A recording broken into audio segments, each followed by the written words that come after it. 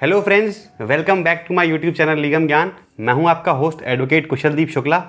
Friends, I hope आप सब अच्छे होंगे। बहुत दिनों बाद आपसे मुलाकात हो रही है। कुछ पर्सनल रीजंस की वजह से वीडियोस कंटिन्यूसली नहीं आ पा रही हैं। तो ये जो वीडियो मैं बना रहा हूं, तो ये बेसिकली टारगेट कर रही है उन लोगों को जो जुडिशरी एस्पिरेंट्स हैं, और स्पेशली उन जुडिशरी एस्पिरेंट्स को जो किसी पर्टिकुलर नोटिफिकेशन का ईगरली वेट कर रहे हैं। यानी कि जैसा कि आप सबको पता है कि राजस्थान का इंटरव्यू हो गया, फाइनल सिलेक्शन हो गया, लिस्ट आ गई फाइनल सिलेक्शन की, कैंडिडेट्स को का सिलेक्शन हो गया। उसके अलावा एमपी का जो है वो मेंस वगैरह कंप्लीट हो गया। तो ऐसे में क्या है कि अभी हाल फिलहाल कोई नोटिफिकेशन हमारा इनलाइन नहीं है। यानी कि ऑल्दो वैकेंसीज आ रही हैं, मगर अभी कोई एक्चुअल नोटिफिकेशन अभी हमें नहीं मिला है किसी पर्टिकुलर स्टेट का जिसको हम टारगेट कर सकें। स्पेशली वो एस्पिरेंट्स जो हिंदी स्टेट जो ओरिएंटेड स्टेट्स होते हैं उनको टारगेट करते हैं, जैसे कि यूपी, बिहार, राजस्थान, एमपी वगैरह जिनको टारगेट करते हैं, तो उनके लिए अभी फ़िलहाल कोई नोटिफिकेशन नहीं है। तो ऐसे में क्या हो रहा है कि जो हमारी प्रिपरेशन होती है उस पर थोड़ा सा इफेक्ट पड़ रहा है कि या तो थोड़ा सा लेथार्जिक हो गए हैं या फिर समझ में नहीं आ रहा है कि किस स्टेट को लेके शुरू कर दें। तो पहले मैं आपको एक चीज़ ये क्लियर कर दूं कि ये जो वीडियो है वो ये बिल्कुल मैं इसमें नहीं बताने वाला हूं कि कौन सा नोटिफिकेशन कब आएगा या फिर कौन सी वैकेंसी बिल्कुल आने वाली हैं, क्योंकि अभी मेरे पास कॉन्क्रीट कोई इसके बारे में इन्फॉर्मेशन है नहीं। तो मैं आपको इस चीज़ के लिए कोई गलत कोई इन्फॉर्मेशन देना नहीं चाहूँगा कि हाँ अगले महीने आ जाएगा या आज आ जाएगा या 10 दिन बाद आ जाएगा। आने को कभी भी आ सकता है। और अगर पर्टिकुलरली आप यूपी की बात करो तो अगर कोई बड़ी बात नहीं कि अगले मंथ आ जाए, नवंबर दिवाली तक आ जाए, या फिर दिसंबर में नोटिफिकेशन आ जाए, और या फिर इस साल ही ना आए, तो इस चीज़ के लिए कोई श्योर शॉर्ट न्यूज़ नहीं है। तो इसलिए मैं उस पर कोई टिप्पणी करना चाहता नहीं हूँ। अब बात करते हैं राजस्थान की। तो राजस्थान की जब लास्ट ईयर जो प्री हुआ था उसी के जस्ट बाद जो वैकेंसीज थी वो नोटिफाई हो गई थी कि अराउंड 83 वैकेंसीज जो हैं उसके लिए जो वैकेंसी अभी अवेलेबल हैं, और उसका जो एग्ज़ाम है वो दिसंबर तक हो सकता है। तो ये उनकी खुद का जो नोटिफिकेशन उसके हिसाब से मैं बोल रहा हूँ। तो अगर आप देखें तो राजस्थान एक ऐसा स्टेट है जो एक तो रेगुलर वैकेंसीज निकालता रहता है, साथ ही साथ अभी हाल फिलहाल जो माहौल है और जिस तरह की जो अवेलेबिलिटी है उस हिसाब से राजस्थान जो है वो अभी आने वाला कह सकते हैं हम। तो हम अगर मान लीजिए अगर कोई पर्टिकुलर पर्सन यानी कोई एस्पिरेंट जो है वो यूपी से बिलोंग करता है या फिर वो यूपी को टारगेट कर रहा है, बट उसे लगता है कि यूपी जब इतना श्योर नहीं है कि जब 18 में वैकेंसी आई थी उसके बाद से आज तक वैकेंसी नहीं आई है, तो कहीं ना कहीं एक मन में इनसिक्योरिटी हो जाती है कि क्या यूपी के लिए ही पर्टिकुलरली वेट करना सही तरीका है। पहला क्वेश्चन तो ये होता है कि यूपी के लिए ही पढ़ते रहें हम, या यूपी का ही वेट करते रहें जहाँ पे वैकेंसी 4-4 साल 5-5 साल तक नहीं आती है, या फिर हम कोई दूसरा स्टेट जो कि लगातार आ रहा है उसको टारगेट कर लें। तो फ्रेंड्स, इस चीज़ के क्या है, प्रॉज एंड कॉन्स दोनों हैं। पहली बात तो ये है कि यूपी का जैसा कि आपको पता है कि जो पैटर्न है वो बिल्कुल अलग है, क्योंकि वहाँ पे जीएस जो है वो अच्छी खासी पूछी जाती है। साथ ही साथ यूपी का जो पूछने का तरीका है वो भी थोड़ा सा अलग है as compare to other states. और बट हाँ, जब इनसिक्योरिटी की बात आती है तो उस तौर पे अगर कोई देखे कि हाँ अगर आपने एक हॉलिस्टिक प्रिपरेशन करी है तो ऐसा नहीं है कि आप अदर स्टेट को टारगेट नहीं कर सकते हो। ये अलग बात है कि यूपी और राजस्थान को साथ साथ लेके चलना एक आइडियल सिचुएशन नहीं है या एक आइडियल पैटर्न नहीं है। बट जैसे हम लोग बोलते हैं कि बेगर्स कांट बी चूजर्स, अगर आपको जज ही बनना है और जल्दी से जल्दी बनना है तो ऐसे में फिर आप एक स्टेट के सहारे बैठ के आप नहीं रह सकते हो। यानी एक स्टेट को टारगेट करके आप अपना टाइम वेस्ट नहीं कर सकते हो, क्योंकि टाइम बहुत ही प्रेशियस चीज़ होती है। तो फ्रेंड, अगर हम बात करें राजस्थान और यूपी की साथ साथ चलने की, या फिर जैसे कि पता अगर आप राजस्थान को ही देख लें तो राजस्थान का 100 नंबर का पेपर होता है, नेगेटिव मार्किंग नहीं होती है, और उसमें जो लास्ट ईयर पेपर गया उसमें कट ऑफ 72 से 75 के करीब रही थी। तो यानी कि कंपटीशन बहुत टफ है, और कंपटीशन टफ है उसमें एक और चीज़ ये है कि 70 मार्क्स का जो लॉ है वो तो सभी तैयार करते हैं, और जो फैक्टर डिसाइड करता है वो होता है लैंग्वेज का, यानी इंग्लिश और हिंदी। ऑल्दो लेवल बहुत ज़्यादा डिफिकल्ट नहीं है, बट आपको पता होना चाहिए। और आपको ये भी पता है कि यूपी का जो सिलेबस है वो अपडेट हुआ है, वहाँ पे यूपी के मेंस में हिंदी का जो सेपरेट एक पेपर है वो इंट्रोड्यूस हो गया है। तो फर्स्ट एंड फॉरमोस्ट काम जो हमारा हो जाता है वो ये है कि लैंग्वेज पे ध्यान देना। अगर आप होलिस्टिक प्रिपरेशन कर रहे हो, यानी कि जो कॉमन लॉज दोनों स्टेट्स में हैं वो तो आपको प्रिपेयर करने ही करने हैं, और आप कर भी रहे होगे ऐसी मैं आशा करता हूँ। तो इसके साथ साथ आपको जो अपने 24 आवर्स के शेड्यूल में, यानी जो आप 8 घंटे या 9 घंटे जब भी आप पढ़ाई जितनी करते हैं उसमें आपको 1 से 1.5 घंटा जो है वो आपको लैंग्वेज के लिए देना चाहिए। कैसे? एक तो चीज़ ये है कि जैसे कि आपको यूपी के, अगर आप यूपी को टारगेट कर रहे हैं तो यूपी में प्री में आपका लैंग्वेज नहीं आता है, तो वहाँ पे आपको ट्रांसलेशन और ऐसे के पॉइंट ऑफ व्यू से हिंदी को पढ़ना है।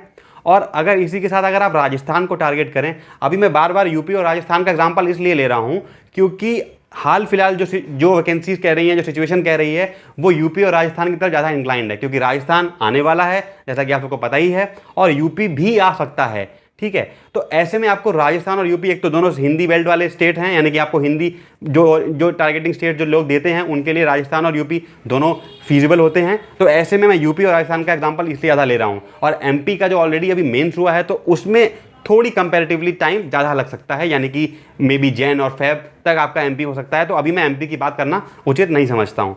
ठीक है, इसके बाद जैसे मैंने बोला लैंग्वेज की बात, तो 1 से 1.5 घंटा जो आपका है उसमें आपको ग्रामर भी करनी है। अगर राजस्थान पहले आ रहा है और राजस्थान में वैकेंसीज भी कम रहती हैं, और प्री जब क्वालिफाई करोगे तभी आप मेंस में पहुंचोगे, तो राजस्थान ओरिएंटेड यानी कि आपको हिंदी ग्रामर यानी हिंदी व्याकरण जो है वो अच्छे से करनी है। और हिंदी व्याकरण चाहे किसी भी स्टेट में पूछी जाए कॉमन होती है, चाहे वो समास हो, छंद हो, या फिर पर्यायवाची हो, एक अनेकार्थी शब्द हो, जो भी आपका ग्रामर का सिलेबस रहता है आपको वो भी करना है। यानी मान लीजिए अगर आप एक दिन में अगर 1.5 घंटे का टाइम दे रहे हैं या 1 घंटे का टाइम दे रहे हैं हिंदी को, तो उसमें आपको ऐसे राइटिंग भी करनी है और ट्रांसलेशन को भी प्रैक्टिस करना है। आप डेली नहीं कर सकते तो अल्टरनेट डेज पे कीजिए, अल्टरनेट डेज पे नहीं कर सकते हैं तो वीक में एक दिन आप पर्टिकुलरली आप डेडिकेट कर दीजिए हिंदी या इंग्लिश के लिए। यानी केवल हिंदी की बात भी नहीं है, इंग्लिश की भी, यानी लैंग्वेज मतलब हिंदी प्लस इंग्लिश बोथ। ठीक है, तो ये बात हो गई कॉमन। मैं अभी क्या कर रहा हूँ कि कॉमन चीज़ों को बताने की कोशिश कर रहा हूँ ताकि आप एक हॉलिस्टिक प्रिपरेशन कर सको। यहाँ तक बात हो गई हिंदी और इंग्लिश की। अब बात आती है कि लोकल लॉज की। तो लोकल लॉज, जैसा कि आप सबको पता है कि यूपी में रेवेन्यू कोड इंट्रोड्यूस हुआ है, ZALR यानी ज़मींदार अबॉलिशन, जो लैंड रिफॉर्म वाला एक्ट है वो ख़त्म हो गया है और रेंट कंट्रोल वहाँ पे ख़त्म हो गया है। तो आपको रेवेन्यू कोड बहुत लोग नहीं पढ़ते थे अब तक, या फिर जिन्होंने लास्ट ईयर पेपर दिया हुआ भी है, किसी रीज़न से वो नहीं अगर क्वालिफाई कर पाए थे, तब भी उन्होंने रेवेन्यू कोड नहीं पढ़ा था। यानी कि रेवेन्यू कोड एक नई आपके लिए एक टारगेट या एक नया टास्क आ गया है। तो अगर आप यूपी ओरिएंटेड देखें तो आपको साथ साथ रेवेन्यू कोड पढ़ना है, उसके लोकल लॉज तैयार करने हैं। और राजस्थान में देखें तो राजस्थान के माइनर लॉज बहुत पूछे जाते हैं। फॉर एग्जांपल पॉक्सो हो गया और सेक्सुअल हैरेसमेंट हो गया, एक्ट हो गया, ठीक है, इस तरह से डोमेस्टिक वायलेंस एक्ट हो गया। और अगर आपने 2021 का पेपर एनालिसिस करा हो तो उस वक्त पूरा बेरेक बेस्ड था, यानी कि अगर आपकी बेरेक की रीडिंग अच्छे से थी, यानी कि बेरेक की अपनी कवर टू कवर आपने अगर पढ़ा था, तो प्री आपका उसका जो प्री था वो आसान था। कई बार नहीं आइडिया होता, अगर पहली बार अपियर हो रहे हो तो आपको नहीं पता होता कि पैटर्न क्या है, तो previous year question paper analysis तो जरूरी है ही। साथ ही साथ तो जो अगर राजस्थान की बात करें तो आपको उसके माइनर लॉज अच्छे से तैयार करने हैं। जैसे क्या मेरा मेन मकसद जो है वो ये है कि आप अगर कोई 2 डिसिमिलर स्टेट्स को टारगेट कर रहे हो, अगर आप टेक्निकली देखो तो राजस्थान और यूपी का सिलेबस, पैटर्न, एग्जाम का तरीका सारा कुछ बहुत डिफरेंट है। मगर अगर आपको लगता है कि वो आ रहा है और आप बहुत टाइम से पढ़ रहे हो मगर अपना पढ़ा हुआ कहीं एग्जीक्यूट नहीं कर पा रहे हो, तो ऐसे में आपको राजस्थान और यूपी को साथ में टारगेट करने में कोई बुराई नहीं है, बशर्ते आपकी जो अप्रोच और आपकी जो स्ट्रैटेजी है वो सही होनी चाहिए। आप ये नहीं है कि आप मतलब एक स्टेट को दे रहे हो फिर भी आप दूसरा स्टेट दे रहे हो। मान लीजिए आपने यूपी को अच्छे टारगेट किया, आपका प्री हो गया, फिर भी आपका फोकस राजस्थान में है, तो ऐसे में आप दोनों को खो दोगे, ये भी चांसेस होते हैं। तो अगर आप ऐसा कर रहे हो तो इस तरह से करो ताकि आपका कोई चीज़ अफेक्ट ना हो, आपको कोई फेलियर का सामना ना करना पड़े। यहाँ तक हमने बात कर ली लैंग्वेज पेपर की और लोकल लॉज की। बाकी सबसे इंपॉर्टेंट चीज़ ये है कि लॉ जो है, लॉज में अगर मान लीजिए आपने राजस्थान का सिलेबस एक हाथ में लिया है, एक हाथ में यूपी का पेपर आपने सिलेबस हाथ में लिया है, तो पहले उसमें से आइडेंटिफाई कर लो कौन से एक्ट्स कॉमन है। यानी मेजर लॉज तो आपको तैयार करने ही है, और मेजर लॉज आपके तैयार हो भी जाते हैं क्योंकि आपने इतनी बार पढ़ लिया होता है तो आपके मेजर लॉज तैयार हो जाते हैं। तो आपने क्या किया, जो मेजर लॉस कॉमन है वो तो आपका अलग, उसमें MCQ प्रैक्टिस चलेगी, और साथ साथ आप कंपैरिजन के साथ उसकी हॉलिस्टिक प्रिपरेशन करोगे। साथ साथ जो अदर जो सब्सटेंटिव लॉ सपोज कीजिए है, ट्रांसफर ऑफ प्रॉपर्टी एक्ट वगैरह है, तो इस तरह के जो एक्ट्स हैं आपको वो भी आपको कंपैरेटिवली पढ़ने हैं। यानी कि जब आप उसको कोई टॉपिक पढ़ रहे हो और वो यूपी के प्रीवियस ईयर क्वेश्चन पेपर में नहीं अगर पूछा गया है, मगर अगर वो राजस्थान के पेपर में पूछा गया है तो आपको वो भी पढ़ना है। यानी कई बार ऐसा होता है कि अगर आप राजस्थान का मेंस उठा के दोगे तो लगभग एक से दो क्वेश्चन होता है, एक ही क्वेश्चन प्रिसाइजली TPA से पूछा जा रहा है अगर, तो इधर यूपी में 2 क्वेश्चन पूछे जा रहे हैं। तो आपको क्या करना है, जब आप प्रीवियस ईयर क्वेश्चन पेपर देख रहे हो मेंस के या फिर प्रीवियस ईयर क्वेश्चन देख रहे हो आप प्री के, तो केवल आप सिर्फ ये मत देखो कि यूपी में कौन सा क्वेश्चन पूछा गया है, रादर देन आप ये भी देखो कि वो राजस्थान में या फिर कोई भी एडजेसेंट स्टेट है वहाँ पूछा गया है नहीं।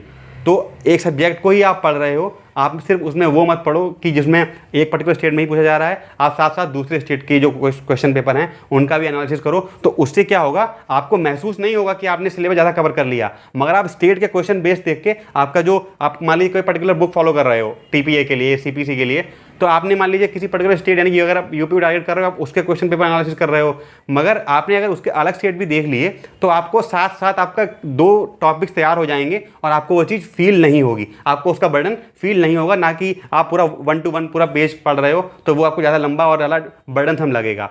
तो पहले आप पेपर का एनालिसिस कीजिए, उसके साथ फिर आप टॉपिक जो इंपॉर्टेंट है उनको आइडेंटिफाई कीजिए, चाहे प्री के पॉइंट ऑफ व्यू से या मेंस के पॉइंट ऑफ व्यू से, तो फिर उसको आप साथ में प्रिपेयर कर सकते हो। तो बेसिकली इस वीडियो में मेरा बताने का मकसद यही रहा कि ये जो मीन टाइम है, जब तक कोई वैकेंसी नोटिफाई नहीं हो रही है, ये टाइम पहली बात तो आपका मेंस को टारगेट करने का होना चाहिए, और इसके साथ साथ आपका ये जो टाइम है वो अच्छे से यूटिलाइज हो, इसलिए आप हॉलिस्टिक प्रिपरेशन करें, ऐसा मेरा आपको सुझाव रहेगा। बाकी आपकी डिस्क्रिप्शन है, आप उसको फॉलो करें या ना करें, ये आपका कॉल रहेगा।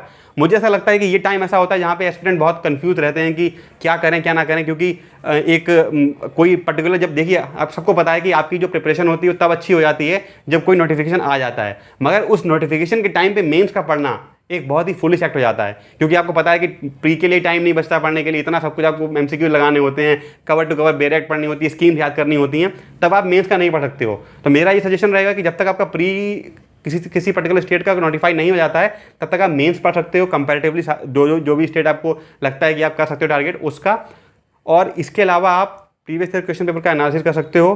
तो यही एक स्ट्रेटजी मुझे लगी जो मुझे आपके साथ शेयर करनी चाहिए। अगर आप चैनल पे नए हो तो प्लीज़ सब्सक्राइब कर लीजिए मेरे चैनल लीगम ज्ञान को, ताकि मैं आपको अपनी कोई भी इन्फॉर्मेशन आपको लगता है कि इंपॉर्टेंट कोई किसी पर्टिकुलर स्टेट की कोई वैकेंसी है या फिर कोई इंपॉर्टेंट टॉपिक है आपके साथ शेयर कर सकूँ।